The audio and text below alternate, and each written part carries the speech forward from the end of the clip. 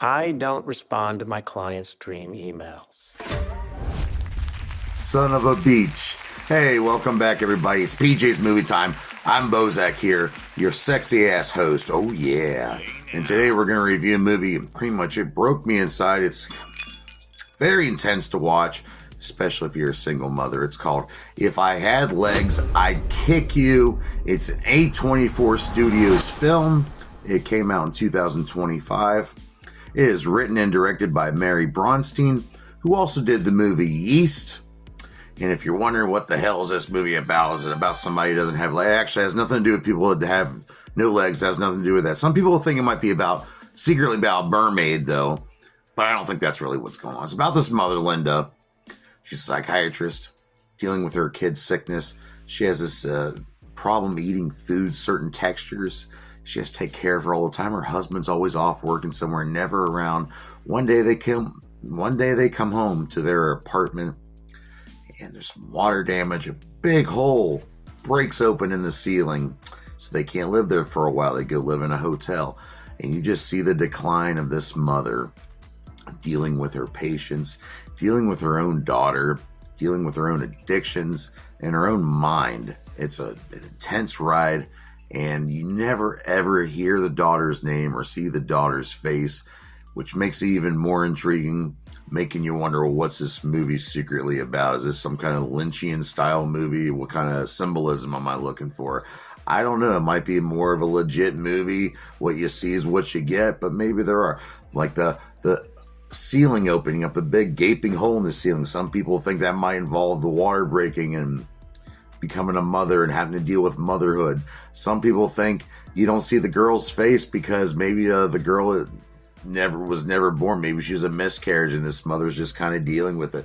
There are so many ways you can interpret this movie, but I think it's just showing you how hard it is being a mother. So I'm a single dad, and I try my hardest, but there's no way in the world I could ever know what a mother goes through. And I imagine it's pretty damn stressful, especially those damn kids are just, dirty and filthy and getting juice boxes everywhere and splashing around in the mud and trekking it through the house. Yeah, Mom, I know. I'm sorry about all that shit, by the way. The budget for this movie is $1.5 million, and it didn't really make much money in the box office, but after it came out on streaming, people watched it, and it got some really high praise. And the acting in this movie, some nominations, some awards there.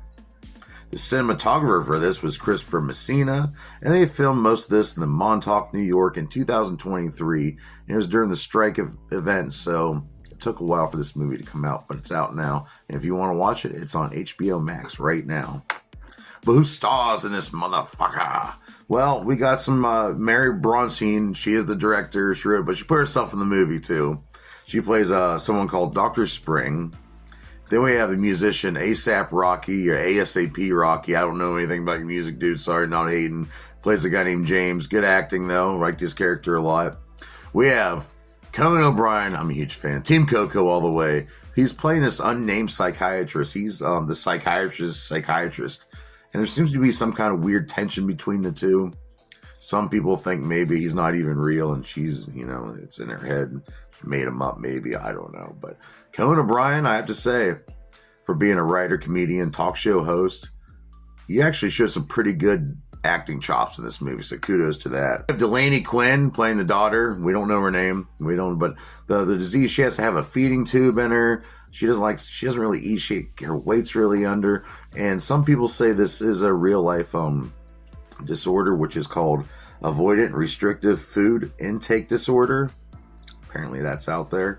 And then we have Christian Slater. You don't see him till near the end of the movie. Playing Charles, the husband. Always away. Always on the phone bitching at his wife. And Rose Byrne playing Dr. Linda, the psychiatrist, struggling mom. And Rose Byrne, best acting I've seen in a long time, especially from her. She also won a Silver Bear at the Golden Globes. And I love Rose Byrne, beautiful woman. Loved her in Get Him to the Greek. Bridesmaids, The Neighbors, just a great actress. It's good to see her doing something like this because she can act. It's good. Very intense to watch. It'll make you want to call your mother afterwards and check on her. But yeah, just cherish your mothers, dude. But the stress that she's going through is just kind of strange. And now as a parent, I'm watching this. You see her going through some stuff here, and you kind of hate her at times because she's straight up neglecting her kid at times and just sees her kid mostly as a burden. So what do I rate? If I had legs, I'd kick you. Pretty good movie. Very intense. I might want to watch it again. So I'm going to have to rate it. So I'm going to have to rate this 4 out of 5 dog dicks. That's a great rating. If you want to check it out, like I said earlier, it's on HBO Max if you have that streaming app. And next week we're gonna get really fun. We're gonna do a movie I've been wanting to review for a long time, and I'm finally gonna do it. We're doing Bill and Ted's Excellent Adventures. Yeah, Keanu Reeves, baby, Alex Winter. I love this movie. George Carlin, of course. So next week I will be reviewing that. Until then, subscribe, please. Like a video. Tell your friends about me. Go listen to my music. Check out my friends' music. No Clue Crew, Havoc of the No Clue Crew, Insane E, Gertie, of course. Love each and every one of y'all. But until then, feed your kids, pay your bills, take care of your mind. Try to ignore that negativity. I know it's really freaking hard right now, but there's a lot of evil out there. Add to the solution, not the problem. And I'll see you here next week on PJ's Movie Time. Hoes.